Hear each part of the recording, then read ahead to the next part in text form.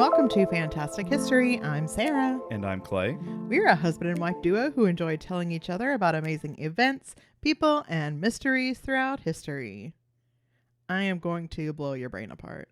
Oh, fantastic. Yeah. I have another listener request episode this week. Oh my God. Yeah. And so last time I did an episode, I made a joke about how I got your, interest in the Statue of Liberty, and I was going to call that a listener request episode. Yeah. It's not that.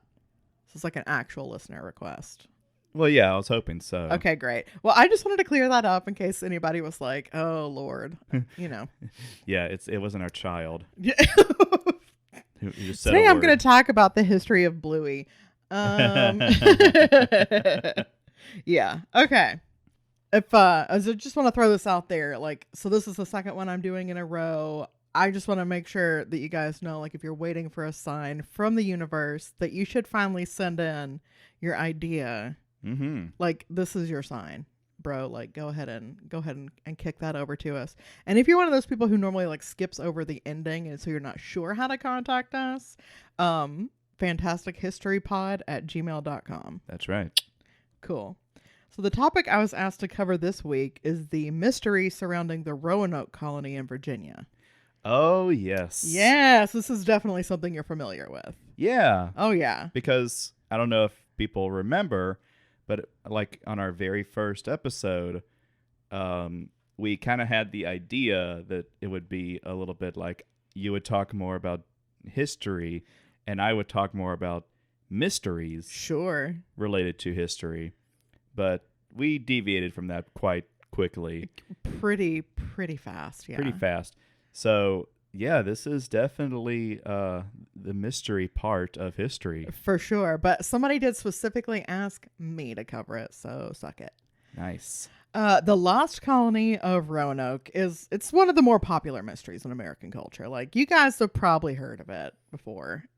Essentially, Sir Walter Raleigh, who was one of Queen Elizabeth I's closest friends, sent about 600 colonists to the Americas in 1585 to establish the first permanent English settlement in the New World. So this was 22 years before the English sent colonizers to Jamestown, Virginia, and 35 years before the Pilgrims landed in Plymouth, Massachusetts, just to give you an idea of the timeline here. Sure. As you'd expect, the Native Americans who'd lived in and around the Outer Banks area of North Carolina, for centuries, were not stoked about all these randoms showing up on Roanoke Island and taking over the place, and they acted accordingly. Yeah. Of course. The two groups of people were cordial with each other at first, but then it was kind of as soon as winter came and the colonists were super reliant on the natives for food and other provisions. Yeah. The relationship just kind of went south from there. By early June, so about a year after their arrival in Virginia, the settlers were ready to call it quits. They were done. Get me the hell out of here. They managed to get a message to Sir Francis Drake that they needed some supplies and a way to get the hell away from America. It sucks here. I got a GTFO. Yeah. Good God. Drake obliged by sending one of his ships loaded with 4 months worth of provisions and everything they would need to get back to England. Unfortunately, a hurricane hit and completely destroyed that ship. Yeah, that's a bummer. It's a bummer. But so things are going awry from the beginning. As soon as white folks try to take over Roanoke Island, shit is going bad.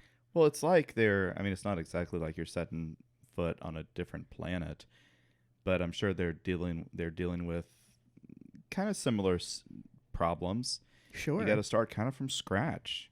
Well, and you have to figure what is the climate in England versus the climate in North Carolina. Mm-hmm. That alone is extremely different. They're not going to be used to the heat and humidity. Sure. And they're arriving in the summertime.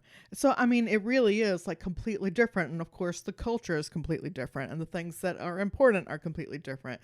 And you're not going to have the skill set necessary if you've lived in London for most of your life and Right. it's the 1600s to be able to like rough it somewhere like North Carolina. That's Especially just not a somewhere thing. with very different vegetation, Mm-hmm. different foods, different soil. Mm-hmm.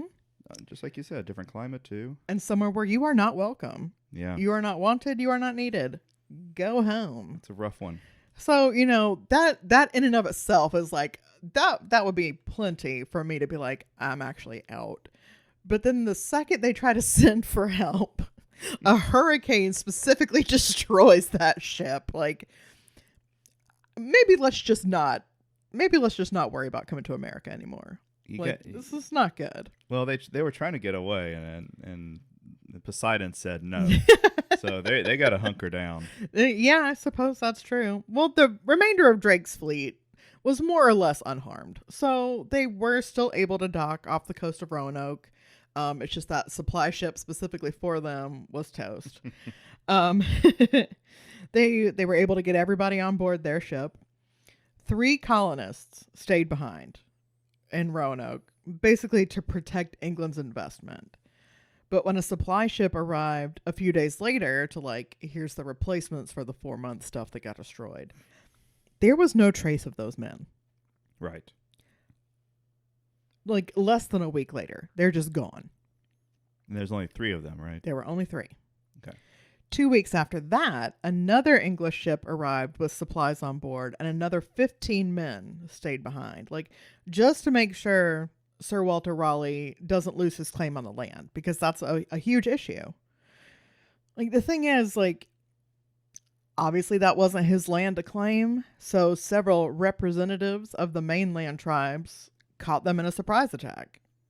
Like, you think you're here to claim this land, but I'm here to tell you you're not. So 2 of the Englishmen were killed, while the remaining 13 fled to what is now known as Cape Fear. Possibly where it got its name. I didn't look into it. However, those 13 men were never seen again either. But Sir Walter Raleigh would not be deterred. He is a turd.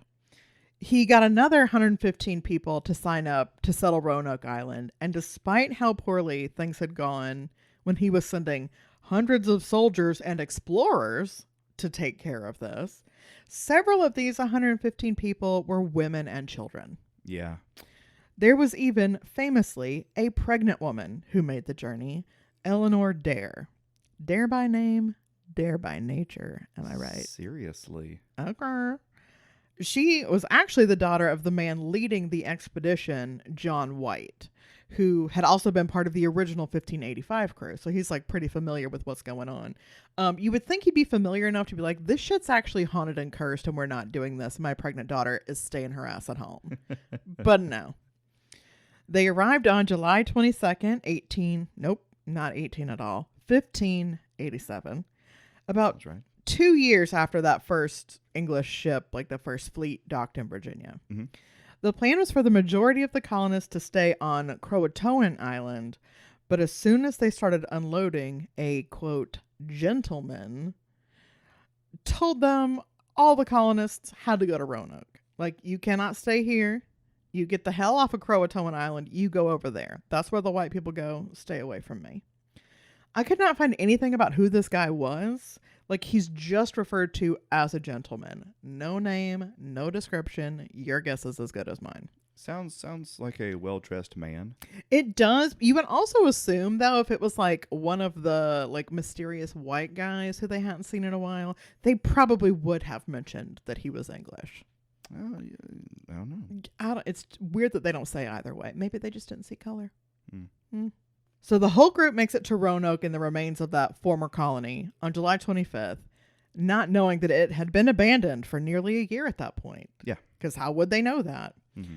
All they found were some like wild growing melons, a few dilapidated buildings, and the sun-bleached bones of one of those 2 men who were killed by the natives before the others fled. Right, so he just remained there and decayed away. Yeah. Yeah. At this point, I'll be real honest with you. If I'm there with my kids, I'm turning around and get right back on that damn boat. Like, what the hell is this? Like, there's no way I'm staying when something like sinister, very clearly happened to the last guys who tried to live here, and the guys before that, and the guys before that. Dude, if you were going to take a trip across the Atlantic to a brand new world, you're going to have balls of steel. I mean, and I'll say, like, I have made no secret about the fact that I love Massachusetts, my favorite state. Spent a lot of time in Plymouth because best friend of the podcast, Melanie, like lives like just outside of Plymouth. So I've been on the Mayflower 2, which is like a 2-scale reproduction of the original Mayflower ship. Yeah. Fucking tiny, bro. Yeah, that's what I hear. Tiny. So I can understand you wanting to stretch your legs a little bit, but like, I don't get it. Like, and especially considering that all the guys who came before were knowledgeable explorers with military backgrounds. Yeah. No, ma'am. Like, you're not catching me out there. That's crazy. I wonder if the reason that they brought so many, quote unquote, regular folk, Like was families. Families is a better way to put it, is to make it a proper town instead of what may have been considered like maybe more like a fort. Right. And you would have, women to domesticate. You'd have men more willing to defend and hunt and stuff.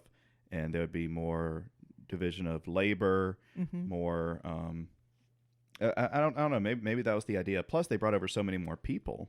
Right. Well, and it could honestly be the optics of, like, before we're showing up with soldiers, maybe if we show up with families, they'll be like cool and they won't keep trying to kill us. That's definitely a possibility. Yeah. Well, I don't know. Either way, everybody stayed, even though they walked up on like dilapidated buildings and a dead ass body. But okay. And the melons. Well, true. Maybe it was the melons because it's probably completely different to anything they got back home. There you go. I don't know. The first member of their party to die was George Howe, who died that day while fishing for crab. Like, a native saw this random ass dude fishing for crab and was like, I don't think so, and killed him. So it's like, you're not even making it 24 hours before your numbers are going down. Like, get on the boat. Go home. Yeah, you gotta amend that relationship ASAP. After that, like you're saying, they tried to befriend the Native Americans. Oh, there you go. Because, like, okay, we obviously got off to a bad start here. Specifically, they tried to befriend the natives living on Croatoan Island because they were desperately in need of allies. And, like, the mainland North Carolina guys were not having it. Absolutely not having it. So, like, okay, we'll go to, like, the neighboring island where they told us we can't live. Maybe we can at least be friends. Sure.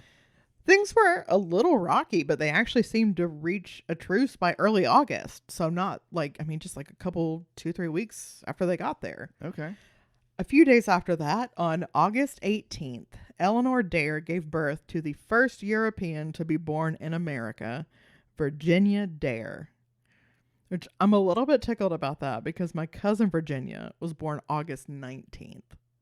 So like the day after. Like, it's just like, I mean, that's just fun. Like, nobody else really cares, but I just thought that was neat. Anyway, things still are not going great. Supplies were already running low. Everybody was like piss scared because they arrived to a ghost town full of creepy bones and one of them was immediately murdered. Yeah. So at this point, they are like, you know what? Let's go ahead and move about 50 miles north. Like, let's get up out of here because this land is cursed and haunted. And maybe if we go like a little bit further north, we'll find a more hospitable place to settle down. With that decision made, they sent their leader, Governor White, back to England to beg for help. He departed on August 27th and arrived in England on November 5th. So that is a very long journey. Yep. I'll give you that. Now, if you're a history nerd or a Queen Elizabeth nerd, I am both, or you just really liked the movie Elizabeth the Golden Age, I'm kind of meh on it, you might be aware of the fact that this was not a very chill time in England at all, thanks to a little something called the Spanish Armada. Oh, yeah, yeah. The Queen was not allowing any ships to depart from England because she knew Spain was about to bring the thunder, and she needed every seafaring vessel possible. 3 years would pass before Governor White was finally allowed to embark on a rescue and supply mission back to Virginia. 3 years. They were stranded for 3 years. Unsurprisingly, he got back to Roanoke in August of 1590 on what would have been his granddaughter Virginia Dare's 3rd birthday, to find the colony utterly abandoned. Yeah. There were fresh tracks in the sand, but no other signs of recent human life. The houses had all been taken apart. Like, they didn't fall apart, they were dismantled intentionally. Mm-hmm. And all of the valuables and personal effects were missing.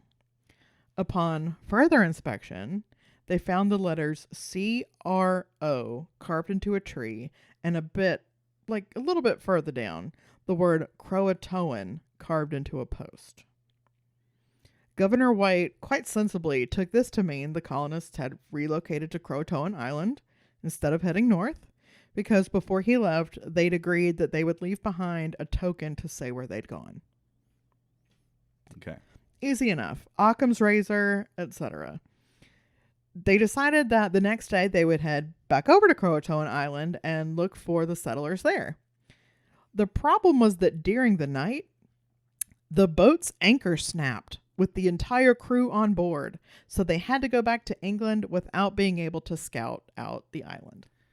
Oh, man. Mm-hmm. Cursed. Yeah. Cursed as hell. That all seems pretty simple and straightforward, right? They packed up their shit, they left a note, and they pieced out to Croatoan Island, where they had a tenuous but mostly friendly relationship with the Native Americans. Like, totally makes sense. There's absolutely nothing whatsoever to dispute those facts. And I mean nothing, like down to the fact that the next time English settlers made contact with the Croatoan people, several of them had blonde hair, blue eyes, and could speak perfect English. Almost as though they had English ancestry a generation or two back. But here's the thing. Walter Raleigh would lose his claim to that land if the settlers abandoned it on purpose. And he would also lose his claim if absolutely all of them were dead. So what's a boy to do? Well, the answer is to kick up a conspiracy that has persisted all the way to the present day. The majority of people in 2025 who have heard of the Lost Roanoke colony think it's one of history's greatest unsolved mysteries, like we were talking about. Yeah. I mean, up to and including the listener who requested this episode in the first place. So, I'm sorry, but we've got to give it to him. Well done, Walter. Really, really good work. Now, apart from the inherent creepiness of how cursed all these expeditions seem to be, that's really not enough for me as far as making an episode fun and interesting. So I thought I'd spend the rest of our time today talking about some of the conspiracies. Yeah. Right? Because to be fair, we actually don't know for sure that they went to Croatoan Island. Like, there's no hard proof. In fact, when descendants of that tribe, the blonde-haired, blue-eyed descendants of that tribe, have been DNA tested, none of them have shown genetic links to any of the settlers who disappeared. So let's talk about some of the things folks think might have happened instead. First up is the second most plausible solution. They were killed by Native Americans defending their land against colonization. In fact, the most famous colonist, John Smith, allegedly told people that Chief Powhatan confessed to him that he had been the one to kill everyone in the Roanoke colony. Oh. So, in case those names sound familiar, but it's not quite clicking with you, theory number one is that Pocahontas' dad murked all of them. Which would be a weird coincidence. Yes and no, because, I mean, Jamestown is also, like, I mean, that's where the next batch of guys landed, so it's not so outlandish that the Powhatan tribe would be that mainland tribe that they had beef with. I guess. You know, it's possible, even if it's like, how interesting that this incredible historic figure that we've all heard of and has a Disney movie is like the guy. That's crazy. Now, because that does sound outlandish, like, I'll just want to bring up that there was an interesting discovery made in Edenton, North Carolina in 1937 that actually lends credence to this idea. Okay. A man named Louis Hammond was out in the swamp looking for hickory nuts when he came across a slab of white quartzite with what looked like words engraved on it. He was curious enough to dislodge it and take it to Emory University in Atlanta to be studied. There, they were able to get the slab cleaned up enough to be able to read the inscription, which said, now buckle up, it's a long one. Ananias Dare and Virginia went hence unto heaven, 1591. Any Englishman showed John White, governor of Virginia, Father, soon after you go for England, we came here. Only misery and war 2 years. Above half dead these 2 years, more from sickness, being 24. Savage with message of ship came to us. Small space of time, they frightened of revenge, ran all away. We believe it not you. Soon after, the savages said spirits angry. Suddenly murdered all save 7. My child and Ananias too slain with much misery.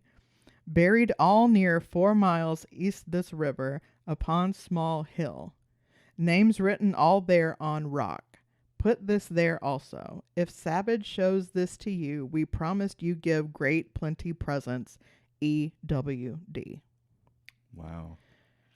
So that's obviously fake, right? Hmm. Like, you're out in the swamp looking for hickory nuts and it's the Great Depression. So I'm going to assume, like, you're probably not killing it and you need some cash. Sure. Well, maybe not. So the big brains at Emory University determined that it was, in fact, a genuine archaeological find based on the condition of the carving and the particular way of spelling certain words that was common to the 1500s, but not really remembered in the 1930s. They had Hammond show them the site where he found the stone, and that only further convinced them that the discovery was legit. Although the stone referred to basically a giant graveyard nearby, they were never able to find evidence of that. Yeah. So, like, that's kind of weird. And if you're thinking, well, just because they couldn't figure out the trick in 1937 doesn't mean it wasn't a hoax. Know that I am with you. But tests were done on the Dare Stone, which is what it's called, as recently as 2016 that add to its credibility. Wow. As far as science can tell, it is legit. Wow. Right? Yeah. So basically, to like kind of go back and interpret what she's saying, her husband and the baby were murdered in 1591. Not long after John White left for England, they came to this place in the swamp where he found the stone.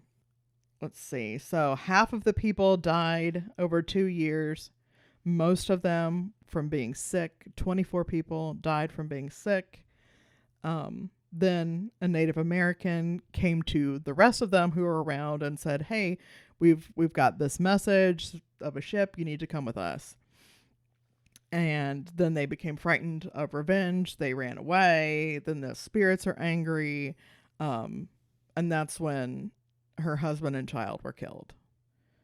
And then here, they're all buried here nearby. I'm leaving this rock. Dad, if a Native American brings this to you, I told him you would give him a reward. Basically. Yeah. So very odd. Yeah. So now we have Chief Powhatan via John Smith and Eleanor Dare via a swamp rock confirming that the Roanoke settlers were slaughtered. Mm-hmm. But that's not fun. That's like a two-way bummer. So I want to give you 2 more theories that have been floated. And yes, both of them are supernatural. Oh, great. Yay! So the first is that the settlers were set upon by a Wendigo. Oh. Yeah. So for those unfamiliar, a Wendigo is a giant humanoid creature from Algonquin mythology with a heart made of ice who was capable of possessing someone and giving them an insatiable hunger for human flesh. Now this sounds legit. Yeah, this one is definitely the one. So basically, the colonists cannibalized each other because they were possessed by a malevolent Native American spirit. Okay.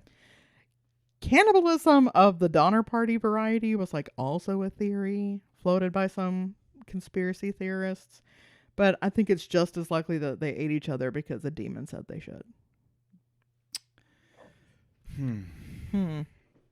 Similarly, I'm not sure. oh, you're not? No, I have to think about that one. I do feel that if they had cannibalized each other, there would have been bones left behind that would have been found by now. Well, they don't just eat them like chicken wings and throw them over their shoulder. How do you know? I've heard things. Oh, Lord. Okay, great. Well, there's also the belief, specifically to the Croatoan people, about a reptilian demon who lived in the woods of the Outer Banks. It could also possess people, but instead of turning them into cannibals, it cursed them with insatiable jealousy, paranoia, and violence. Presumably, a creature like that could tear apart their group from the inside with like a few well-executed possessions. Right? Like that's...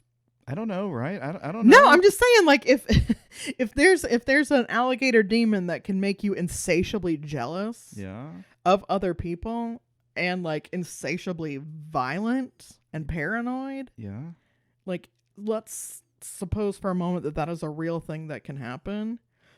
Then this alligator just possesses like a few of the strongest folks. They're wiped out in a matter of days. I can't argue with that. Thank you for once. The most popular, though, of the cuckoo theories is, of course, aliens. Well, yeah, I mean... Abduction to another dimension or another planet would, like, definitely explain why there were no traces of the colonists left behind. Like, there's no evidence to support this theory because, like, obviously there's not. Right. But, you know, anywhere there's a mysterious disappearance with, like, no real resolution, some folks are always going to scream alien abduction. Well, the evidence that we have does make sense. They wrote UFO on that post, right? Mm-hmm. And what was on the other post? Martians. There you go. So, actually, that's a really good point. I don't know why I didn't think about that. Yeah. So, like, I'm definitely in the group who believes they assimilated with the native Croatoans, even though a lack of DNA links is, like, it's kind of hard to overlook that. But, I mean, let's, like, when you do 23andMe and then you do the Ancestry DNA test, the results are different every time. So, I don't know. Yeah, I tend to agree with you because, but I like those other theories. Oh, me too. The Dare Stone does give me pause, just because they haven't been able to debunk it. You would think they would have been able to do that by now. I'm going to look it up. You very should. Curious. Yeah. You should. And I will say that, like, because people, but after the first Dare Stone was discovered and they started publicizing it, they offered a reward during the Great Depression. A monetary reward for anybody who could produce further evidence. Like maybe the gravestones. The gravestones or other rocks that had random things carved into them. And like things that were definitely written in like 1930s language, see? And just foolishness. Like it was well over 100 rocks that they received with like just garbage carved into them. Just absolute nonsense. And so then, of course, like it calls into question the original Dare Stone because of all these other hoaxes. But like Louis never found a second stone. He never claimed to find another one. Like, so I don't know.